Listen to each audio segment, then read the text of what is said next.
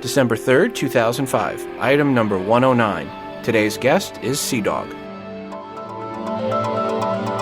Podcast411.com. Listen different.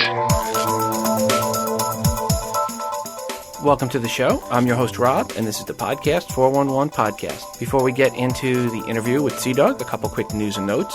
First, as always, if you have audio comments you want to leave us, 206-666-HELP. That's 206-666-4357 is our call-in number. Or you can send audio comments in any format file to podcast411@gmail.com. We'd love to play them on the show. I have been very negligent. A few weeks ago, my wife and I were interviewed by the Mommycast, and it was a very good interview, and it is up at the Mommycast. Actually, it's been up for a couple of weeks now, and I have been negligent in not mentioning it here on the show, so I'm mentioning it now. I have a link for it on the front page and also in the show notes, so please check out that interview if you'd like to hear more of me and my wife talking about the fun of her pregnancy.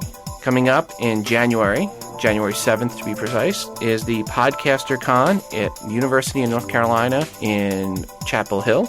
I will be at this convention, and I look forward to meeting anyone and everyone that comes. Again, there's a link on the front page of Podcast 411 and in the show notes to the wiki and additional information. But please, if you're in the North Carolina area, on the East Coast, or wherever you are, love to see you at this. This is a non-commercial podcasting convention.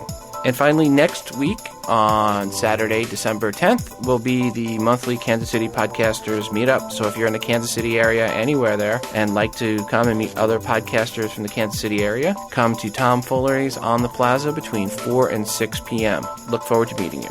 Well, since it is Saturday, we're going to go ahead now and play another tech tip from Mike. Here we go. This is Michael Carino from DigitalMediaCastExperiment.com with another Podcast 411 tech tip. Podcasters, you finally got your voice, so be heard. Before you send your podcast out to your server, check the levels. Make sure your podcast is loud enough. The trick is to be about as loud as the rest of the podcasters. This doesn't mean you have to blast the listener out of the water when your podcast comes on, just that as a listener is listening to podcasts and yours comes on, he won't have to do a major volume adjustment to his player. One way to check your volume levels is to sandwich your podcast in a playlist between others. When yours comes on, see if you have the urge to reach over and adjust the volume. One thing to be aware of, though, is Adam Curry's daily source code is not a good indicator for this, only because he has carefully developed a sound that is perceived as being louder than most. I guess over a quarter-century experience will do that. You'll probably go into distortion trying to compete with his perceived sound level. Most other podcasts, though, including Podcast 411, are good indicators to which you can compare. If your setup doesn't allow for adjusting the level of your podcast, get yourself a copy of Audacity. It's free. Use the volume controls, normalize function, and compression function to get on level with your peers. You can get a copy of Audacity at audacity.sourceforge.net. Thank you, Rob, for letting me talk to your audience. Well, Mike, thanks as always for that tech tip. Now we're going to go ahead and get into our interview with C-Dogg. C-Dogg is the host or co-host of Riding with the Window Down, the PMC Top 10 podcast, the Lone Star Gridiron podcast, and This Week in Houston podcast. Here we go. Well, Chris, welcome to the show. Thank you. And what was your first computer? Well, my first computer was actually a pad of paper, because for about a year and a half, I wrote code on paper. I would hand code things, just hoping someday to be in front of a computer and try it out. I guess when I finally got a computer, it was an Apple IIc. I actually still have it, and it still works. So you really were a geek if you were willing to write stuff down on paper. Wow. Yeah, I was just looking forward to the day that I would be able to put this in and make something happen on the screen that I created. What was the first podcast you listened to? I don't know. It's kind of weird because podcasting for me, the light came on kind of late. I was listening to podcasts before I realized there was a difference between podcasts and audio posts. You know, I'd listened to a lot of Dave Weiner's stuff, some Morning Coffee Notes, things like that, some early Adam Curry, probably those. Now, today, what podcasts are you listening to on a regular basis? Wow, I've got such a list. Being as I work at home, I get lots of opportunity to listen, so I literally have tons of them. But just top of my head, Morning Coffee Notes, I still love that. It's not nearly as frequent as it used to be. Canine Cast. That's being With a dog Walter. fan. Yep. You got it. That's a great one. Tara and Walter do a great show over there. Jawbone, Len and Nora. Earthwatch Radio. Earthwatch Yeah, Radio. I haven't definitely. heard of Earthwatch Radio. Yeah, that's it's kind of an eco-friendly kind of, activist kind of site. And it's not really activist so much as informational, and I like that. There's another one that I discovered through a friend of mine called History According to Bob, and that's an excellent podcast where he just takes a different subject and will speak on it and give you some little-known facts about a time in history for about 10 minutes. That'd make him like the Cliff Clavin of podcasting? Exactly. And that's why I like it. You can get it in these nice, quick little segments, and it fits into any time of the day. Of course, I listen to The Big Show, KimiCast, Podcast 411, Podcheck Review, all the regulars as well. You have quite a few different podcasts you're doing. Right. Why don't you go through the list of the 4 main podcasts you're doing and talk a little bit about each one? Sure. My main one, I guess, started off as an offshoot to my blog, Writing with the Window Down. And so the podcast is also named Writing with the Window Down. And that one, that's kind of a personal one where I just go off on anything and everything under the sun, whether it's sound seeing tours or spinning some music I like or going off on a crazy rant. The next one is Lone Star Gridiron. And that one is Texas high school football. Another one of my passions. Me and a friend of mine that I've had since junior high school, we go to football games every Friday, and we do this podcast every Wednesday. That's just a fun one. The PMC Top 10 is probably the one that's getting the most attention recently, and that's Pod Music Countdown, where we spin out the top pod-safe tunes. They're being played on all the podcasts around the globe. And I also have a citizen journalist one called This Week in Houston, which is basically a site where people around the Houston area can submit their news stories. So it's not so much me as News of Houston. Okay, nice regional podcast. Right. Okay, so I want to go back to the Pod Music Countdown. Right. You said you are basing it off of where people are playing on all the different songs. How are you tabulating your data? Where are you getting it from? Well, unfortunately, right now it's pretty skewed. We get most of our data from the PodSafe Music Network, mainly because they're the best about giving data out. I've got some information from the AMP people, Association of Music Podcasting, and some from Indie Music. So as soon as I get better data from those, they'll be more represented in there. But right now, the bulk of the good data comes from the PodSafe Music Network. How many weeks have you had that up? We are on our 10th show now, and it's actually been up longer than that, but we had kind of a delay in the middle where it was really hard to get good data, so we kind of put it on hiatus for a little while, talked to the people over at the PodSafe Music Network, AMP, and some of the others, and said, look, I really want to push the stuff you guys are doing, but you got to give me some data. We kind of took about a month off and just kind of got the data together, and now we're back going again. And the format on that show, you play all 10 songs in the countdown. Correct. Anything else about that show people should know about? Well, we try to give a little background on some of the artists. In the future, we have some pretty cool things planned. We have some interviews with some of the artists. Hopefully, we'll try to get some exclusive content on there, too. We're working that out with some of the artists as well. With the 4 shows, how many episodes altogether have you done? Wow. That's hard to calculate, actually. I just finished show number 50 on Writing with the Window Down. PMC probably has about 20. Lone Star Gridiron does about 3 a week, and we've been doing it since the beginning of summer. So I don't even have a clue how many episodes that is. But well over 100, maybe even 200 shows. With the Lone Star Gridiron, I noticed in your last show you gave a little dig there to Rockhurst here in Missouri, in Kansas City, where I'm from. Right. And I would, and as I said earlier, I think there are 4 states where football is almost a way of life, and that, Texas, California, Florida, and Ohio. And those are places where you'll see high schools have stadiums or coliseums that are as large as college stadiums. Yeah, I mean, you have Moeller. Moeller has always been considered one of the best football teams in the nation. I gave Ohio a hard time, mainly because my demographic is Texas, and as everybody knows, everybody in Texas is conceited. So, I had to play to my audience there a little bit. You probably do have really good teams there, but, I'm not going to admit it on the Lone Star Gridiron. Now, I think whenever you look at the USA Today, and I think there's definitely a skew towards those 4 states. Definitely. That's just like Indiana. There's a skew towards high school basketball. Basketball, exactly. Right. Exact same phenomenon. With Writing with the Window Down, You said that came out of your blog, so that would be more of an audio blog. Is that today the way the format is still? Yeah, it really is. I mean, it's not as personal as the blog. On the blog, I will give more details about what I've been doing. As far as it's more journalistic, where I will go off on a rant about things in the news. So how would you best describe Riding with the Window Down?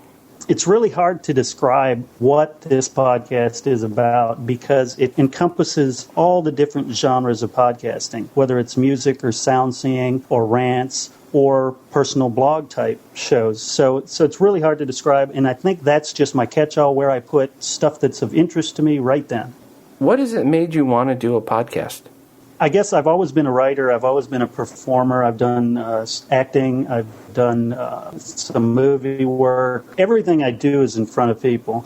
And prior to podcasting, I was doing Shoutcast Radio for several years and was putting audio portions on my blog long before the light went on and I figured out what RSS syndication really meant and then what a podcast was. So I guess I've been doing it for quite a while.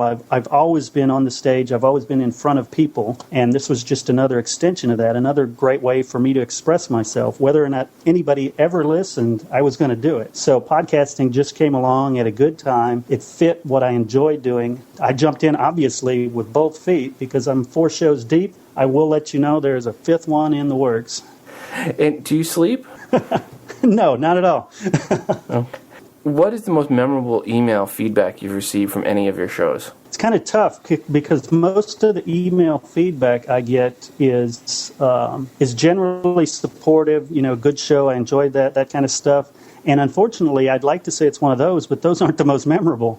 Probably some insane rants that I've gotten, just some off-the-wall things that, I may have mentioned one word or a reference to something in one podcast in passing, and then 3 weeks later I'll get this email that'll go off on some crazy rant about that thing, and that wasn't even the subject.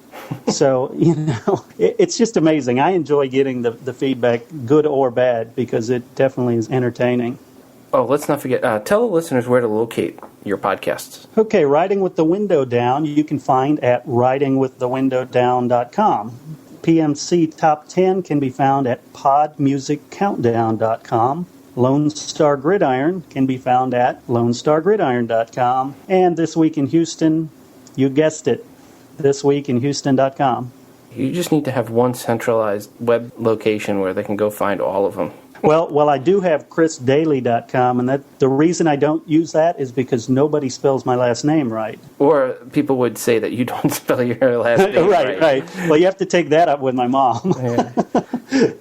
When you're putting together your podcast, what hardware and software are you using to record and edit? I'm pretty basic. I record with a standard simple USB mic. I record the audio portion using Audacity. I don't do any editing in there. What I'll do is then take the WAV file, pull it into Magic's Music Studio to do all my post-production, and that's where I'll throw in the intro music, the outro music, the songs that I've referred to, stuff like that. Now that's the studio. I also do some remote stuff when I do sound seeing tours. For that I use a Sony ICD SX25 voice recorder, a little handheld voice recorder, and attached to that I use a Sennheiser E835 microphone. So I look semi-professional. And I take it your computer, based on your software, is a PC? Correct. Although I do have an iBook also, and that one is set up to do the same thing, and that's probably what I'll be using at the Portable Media Expo. Outside of the podcasting community, what are you doing to promote your show? I'm actually pretty active in that. I speak to area colleges. So far I've spoken with 3 different colleges around here on podcasting, and they'll put together a symposium of sorts, and they'll get together a panel of 2 or 3 area podcasters, and we'll give a little presentation to the audience, and there'll be a Q&A afterwards. In addition to that, I speak to local business networking groups, and I've spoken to about a dozen of those already. Albeit, for the last few months, I'm getting a ton of blank stares. I'm starting to get some recognition when I bring up the word podcasting, so I think it's working. For the most part, I still get a lot of blank stares, and that's why I keep business cards with me, and then I just hand out the business card, and hopefully later when the light bulb clicks on, they'll have my card. Exactly.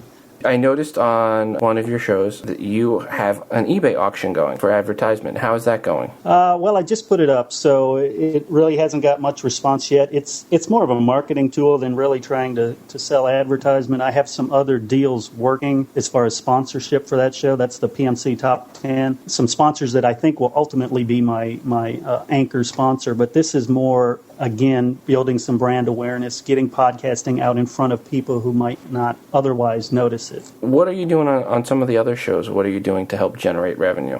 Well, Lone Star Gridiron, again, this stuff, it's funny because as fast as the world of podcasting has developed, and it has went from 0 to 1,000 miles an hour in no time at all, the advertisers still work at their normal pace. So it seems like they're just not responding fast, but we do have some great conversations going on to get some sponsorship for Lone Star Gridiron because that's such a perfect niche market. Riding with the window down, I have no intention of ever commercializing that because I can't imagine anybody wanting to pay for that. And of course, This Week in Houston, that's down the road. It's still kind of in the development stage. Yeah, the nice thing is with a regional podcast like This Week in Houston, you can go after the car dealership, you got it, the local pizza place, the local bar and grill, whatever. Right. You got a lot more options. Yeah, and that's why we're taking our time with that show, just to make sure it's set up perfectly, and we have our ad package in line. We have everything set up before we go present it, so we look like, we mean business. We're not a bunch of kids out there saying, "Hey, give me $1,"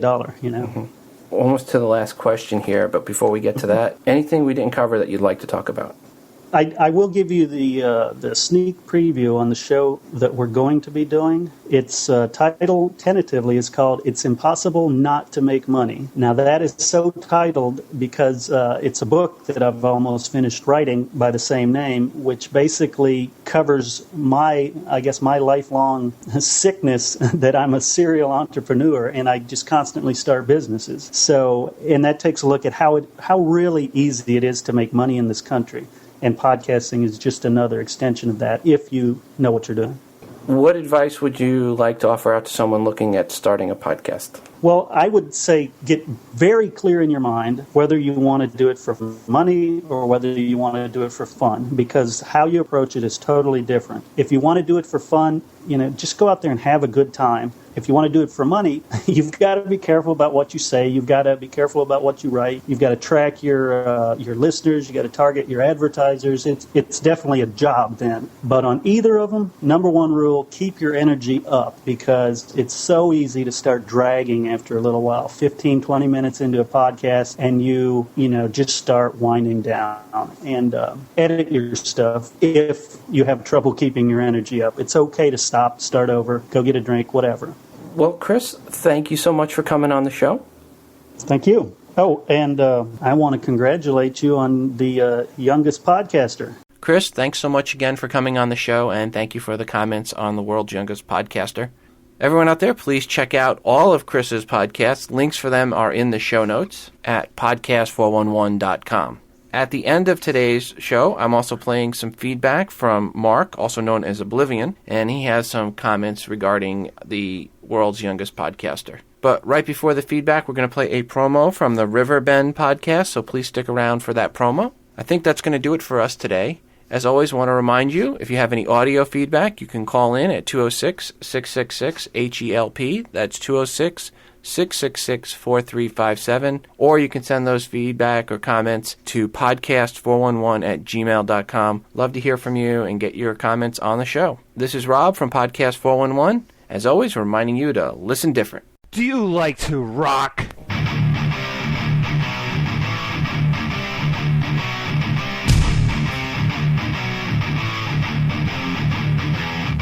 Do you like music like Brother Love?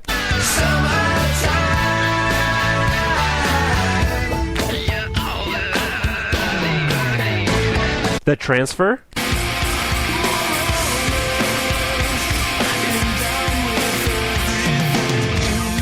And American Heartbreak?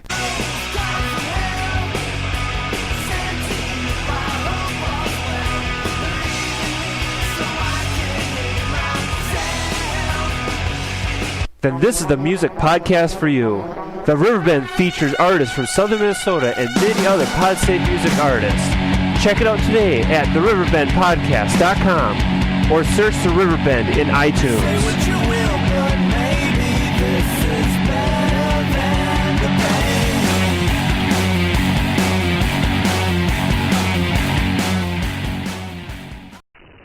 Hey Rob, this is Mark, otherwise known as Oblivion on message boards and stuff in podcasting world. I just wanted to say I'm catching up on old shows of yours, and I heard your the ultrasound recording. That was just incredible. I don't know if I'm sure you remember, long ago when you first announced that your wife was pregnant, I'm actually the one who emailed and said, that my wife, that we were trying, and my wife had a miscarriage back in January, early January, right after the first of the year. And he had given me a small private shout-out on the show, and I really appreciated that. So I just feel really connected with with your whole childbearing process going on, and so to hear that ultrasound and to know that you guys made it through the first trimester, which of course is the toughest, I'm just very happy for you, and I just wanted to let you know that. And thanks for sharing that again, and that's about it. As far as us, we're still trying. No progress on that front, but that's the way it goes sometimes. Thanks for the great shows. I really enjoy listening. I tend to get behind a month or two and then listen to them all at once, which is what I'm doing right now. I just got done with the Tips from the Top Floor interview, which was very cool. I'm into a little bit of photography myself, so it was cool to hear that interview. And I love your show because I hear about so many other great shows from you. Actually, I have to curse you because I just have too much to listen to, and you don't help. But, quality is always more important than quantity anyway. So if I'm getting the good stuff, then that's all that matters. So thanks again for the work that you do, putting those shows together. And I don't know if you've ever, no, I'm not going to plug myself. I hate doing that. I'm really just calling to say thanks and congratulations on the progress on the baby and all that. So we'll hear from you later.